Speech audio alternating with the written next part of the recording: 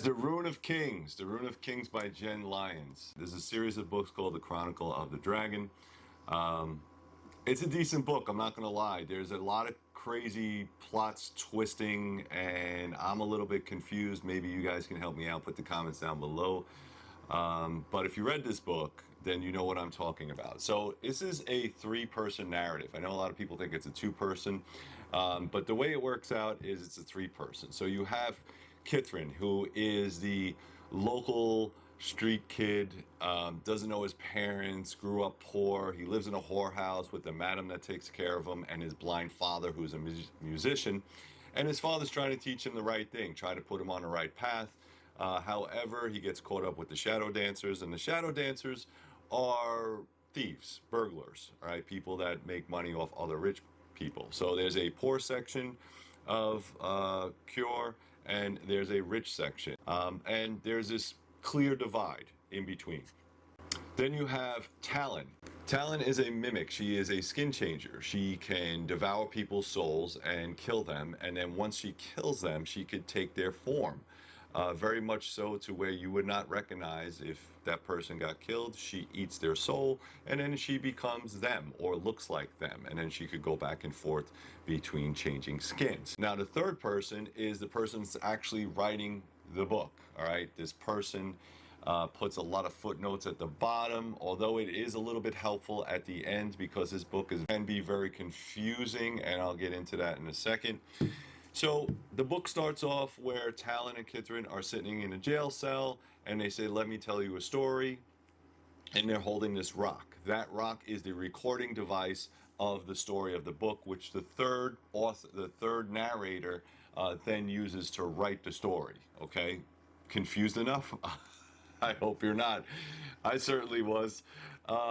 But the story is good. All right. I will say that the story is very good. I'm kind of like the plot. I like where it goes. You know, poor kid finds out he's royalty, then has to go on this crazy adventure to learn that he's the one. That kind of trope. The storylines are going to be chapter by chapter. So Kihrin tells his part of the story, then it flips over to Talon, which is the next chapter. She tells her side of the story. And it goes back and forth all the way through the whole book until the end, where it sort of matches up, but they're basically like a year behind. Kihrin is a 15-year-old. She's telling it as a 16-year-old 1 year later, okay? The story has a lot to do with the prophecies of good versus evil, gods versus demons. There's a lot of magic in between. At some point, we find in the beginning of the book, we find that Kihrin is a slave or is being sold at a slave auction.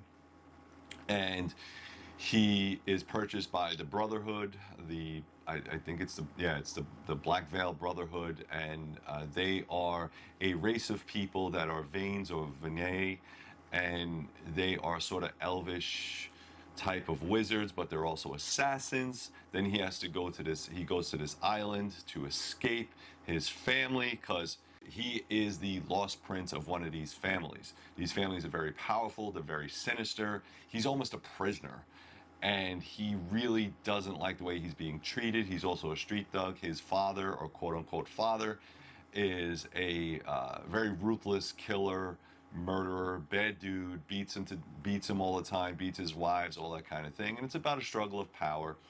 But ultimately, the bad people in this book are trying to release the demons.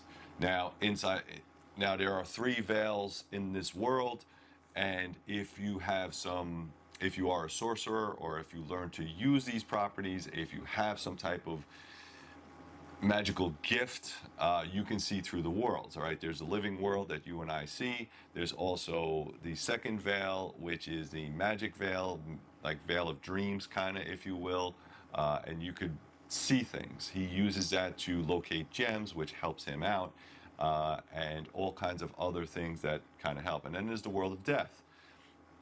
In this book, a lot of people, including the sorcerers, can die and come back. So there's a ton of reincarnation, a ton of people that are getting their souls snatched and replacing them. There are magical items that allow you to do that. So you can pull somebody's soul soul out of them and make them into a gem, and then you could use that gem to enhance your magic abilities. All right, there is a dragon in this book. All right, there are multiple dragons in this book.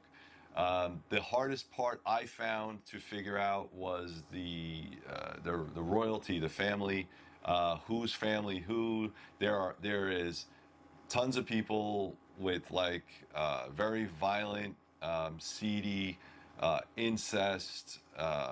If you think this person was their father, well, that's actually their brother. And then that brother had sex with somebody else that made him, that's uncle. And it's just so kind of convoluted when it gets to the royal family tree. All right, so there is a family tree in the back, as you can see. All right, it kind of explains, who's who. The sexuality in this book is a little weird because listen, hey, to each his own, but there are people that are one sex, that like one sex, they like the same sex. Kihrin grew up in a whorehouse. Great. He's not unfamiliar with it. The demons in here can be both sexes, so it can be male or female. A little bit weird. Again, if that's your thing, great. It is what it is for that. As far as the story goes, I think it's good. I think going back and forth was kind of unnecessary. Just tell me one story. If you are a person that likes that kind of creative writing, I think it'd be great for you. The story's good. It wasn't mind-blowing to the point where I'm like, oh my God, this is so, kind of thing. There are some cliffhangers in there. Kihrin turns out to be very smart. Sort of like if you're a Wheel of Time type of person, then he's sort of the Matt character, all right, if that can explain how he is.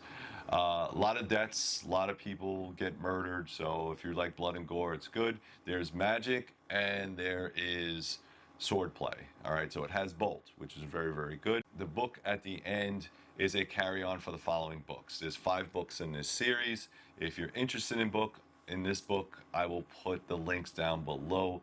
Please take a look at these books.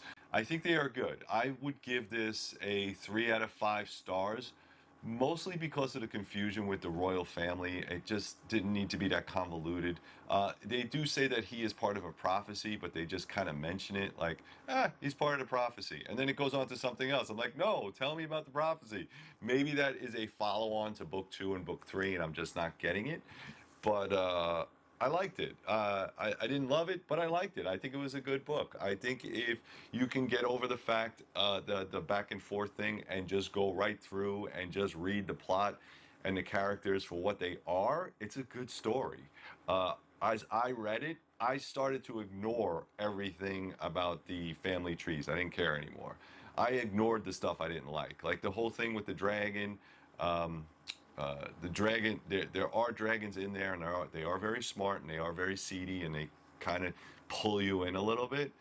But once it's all the old man on the island, it's kind of like, all right, yeah, we got off the island, and then that's it. He kind of goes away.